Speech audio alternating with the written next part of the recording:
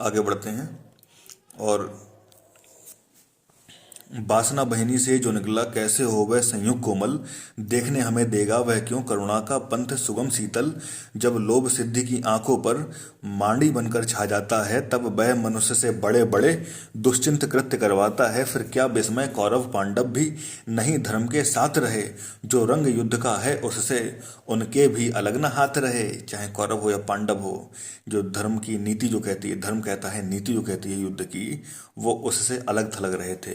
दोनों ने कालिख छुई शीस पर, दोनों ने कालिख छुई शीस पर, जय का तिलक लगाने को सतपथ से दोनों डिगे दौड़कर विजय बिंदु तक जाने को। इस विजय द्वंद के बीच युद्ध के दाहक कई दिवस बीते, पर विजय कैसे मिल सकती थी, पर विजय किसे मिल सकती थी जब तक थे द्रोण कर्ण जीते। था कौन सत्य पथ से डटकर जो उनसे योग्य समर करता, धर्म से मारकर उन्हें जगत में अपना नाम अमर करता। अब यहाँ पर एक द्रोण और कर्ण, उनसे पहले जीता जाए।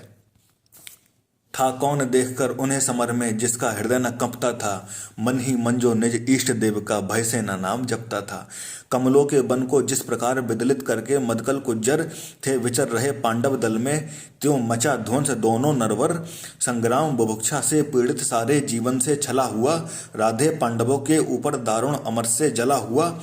इस तरह शत्रुदल पर टूटा जैसे हो दावा नल अजय, या टूट पड़े हो स्वयं स्वर्ग से उतर मनुज पर कार्तिकेय। संगठित या कि 49 मरुद, कुछ टर्मिनोलॉजी गलत हो सकती है, कुछ पीडीएफ में मिसप्रिंटिंग है तो देख लीजिएगा, सुधार लीजिएगा। संगठित या 49 मरुत कर्ण के प्राण में छाए हों, या कुपित सूर्य आकाश छोड़ नीचे भूतल पर आए हों, अथवा रण में हो गरज रहा धनुली ये अचल प्रालेयवान, या महाकालवन टूटा हो भूपर ऊपर से गर्तुमान।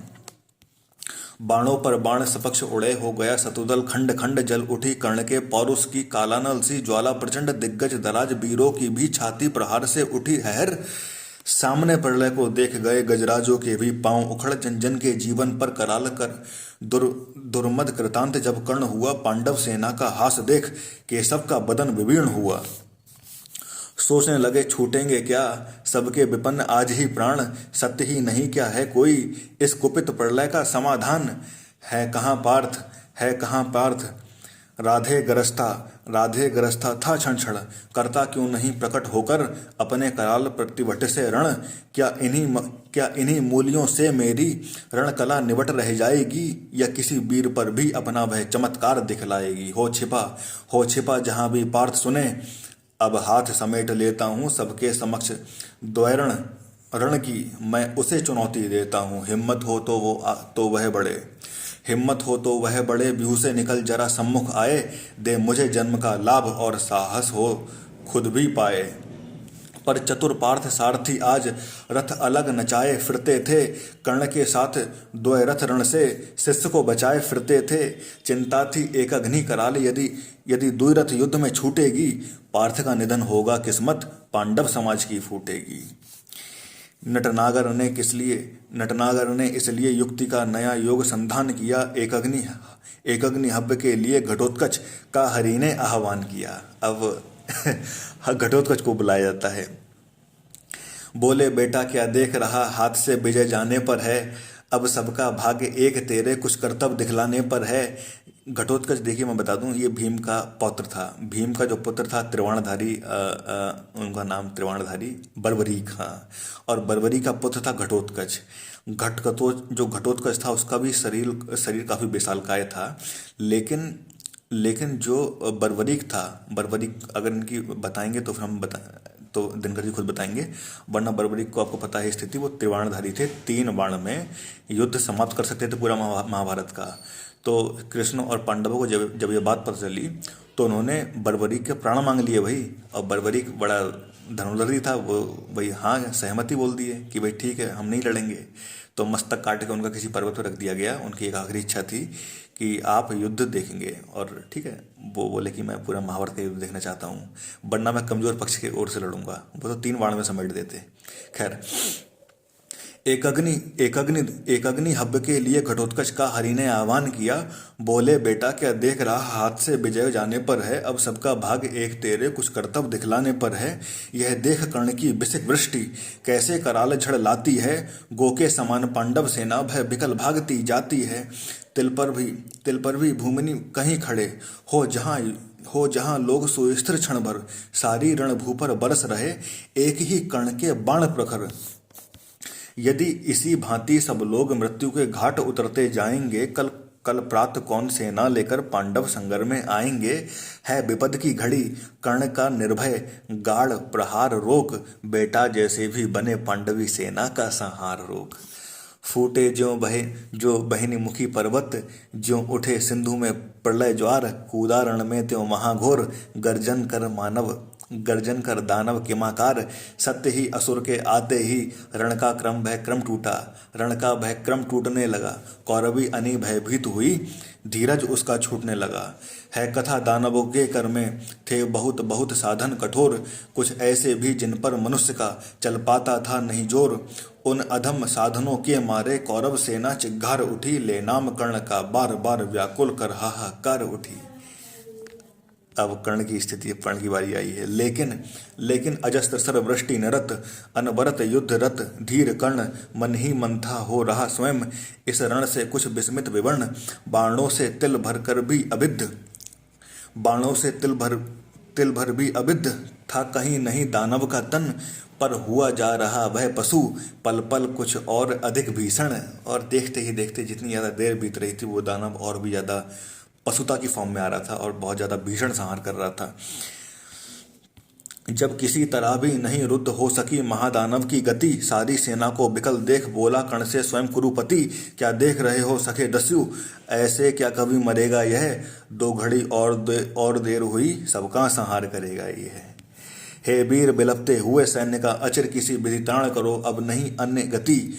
आंख मूंद एक अग्नि का संधान करो, एक अग्नि का संधान कर दो, अब इसकी गति किसी और तरह से नहीं हो पाएगी। अरि का मस्तक है दूर अभी, अपनों के शीश बचाओ तो, जो मरण पास है पड़ा प्रथम, उसमें से हमें छुड़ाओ तो। सुन सहम उठा राधे मित्र की और फेर निज चकित नयन, झुक गया विवस्ता में कुरुपति का, अपराधी कातर आनन। मन ही मन बोला कर्ण पार्थ, तू भय का बड़ा बली निकला। या यह कि आज फिर एक बार मेरा ही भाग्य छली निकला। और उसका एक विशेष तीर था जो कि उसने पार्थ के लिए रख रखा था, वो संधान कर दिया किस पर, हैरी, ये जो भी लड़ रहे थे, नाम भूल गया मैं इनका,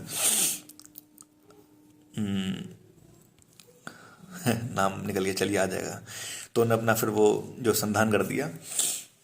रहता आया था मुदित कर्ण, जिसका अजय संबल लेकर था किया प्राप्त जिसको उसने, इंद्र का कवच कुंडल देकर, जिसकी करालता में जय का विश्वास अभय हो पलता था। केवल अर्जुन के लिए उसे राधे जुआए चलता था। जब इंद्र ने कर्ण से कवच कुंडल दान मांग लिए थे, उन्हें अपना पुत्र का भय था भाई कि कहीं हमारा अर्जुन ना स्वर्ग से धार जाए, तो उन्होंने कवच कुंडल ले लिए। अब इसके बदले में, अब आप कर्ण के कवच कुंडल तो ले लिए साहब आपने, लेकिन अब इसके बदले में कुछ ना कुछ डमडमा देना था, तो उसको एक अपनी तरफ से एक वज्र दे दिया, एक, ठीक है।